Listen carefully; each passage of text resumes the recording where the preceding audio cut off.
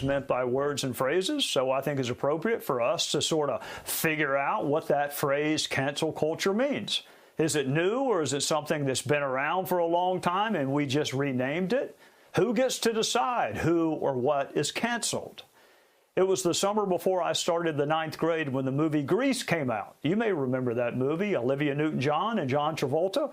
So my mom decided she would take my 3 sisters and me to see the movie. And we made it about 30 minutes into the movie when my mom leaned over and said, "We're leaving. Get your sisters. We're leaving." Leaving? You got to be kidding me. Olivia Newton-John hasn't even put on her black leather outfit yet. You cannot be serious. But my mom was serious. She was very serious. My entire school was in that movie theater that day. It was so embarrassing. I'm barely able to talk about it today. My mom grabbing her 4 children and walking out. My mom canceled the rest of that movie for me.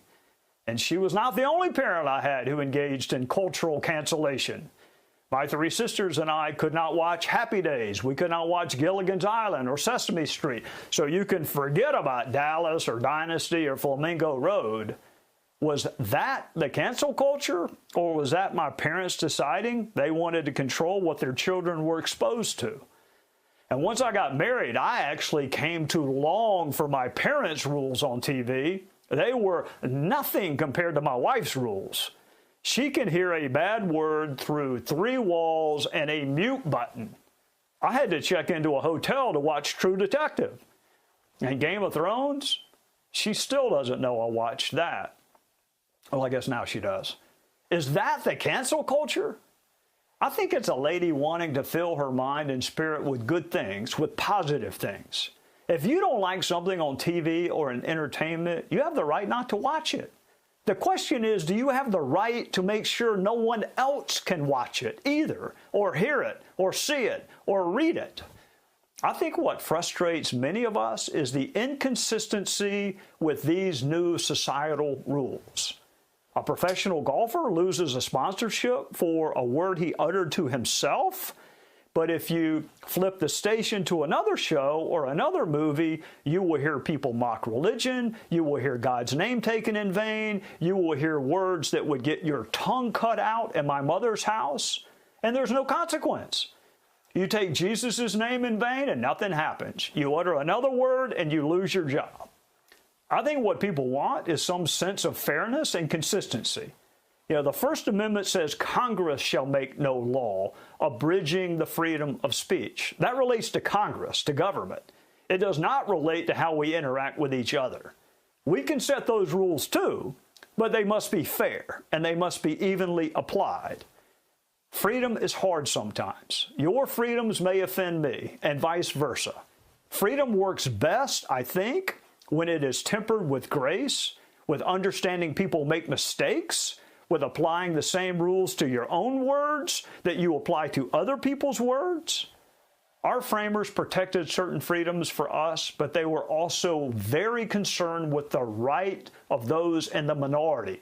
They were concerned that the majority would silence or cancel, if you will, the minority.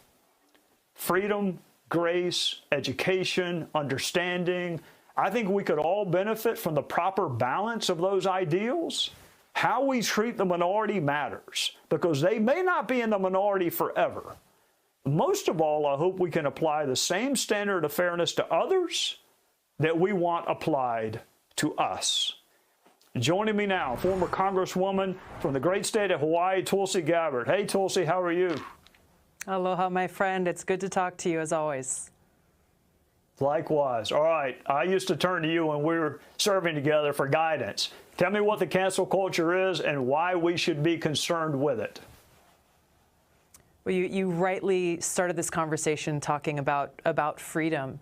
When you look at the foundation of our democracy, it is based on this ideal, this principle of freedom, freedom of speech, freedom for every single one of us to be able to share our ideas and debate them, to argue them, to agree or to disagree, to pick and choose in this marketplace of ideas those that we deem to be right or wrong, to be superior or inferior, and even for those ideas that may be misleading or dangerous, that in this free marketplace, we have the right to then defeat those ideas with superior ones, and others have the freedom to choose what they want to believe or not to believe, or what they want to adhere to. So when you look at this question, what is cancel culture? Cancel culture is the opposite of this. It is exactly the opposite of this foundational principle of our democracy. It means that in a cancel culture, you have some people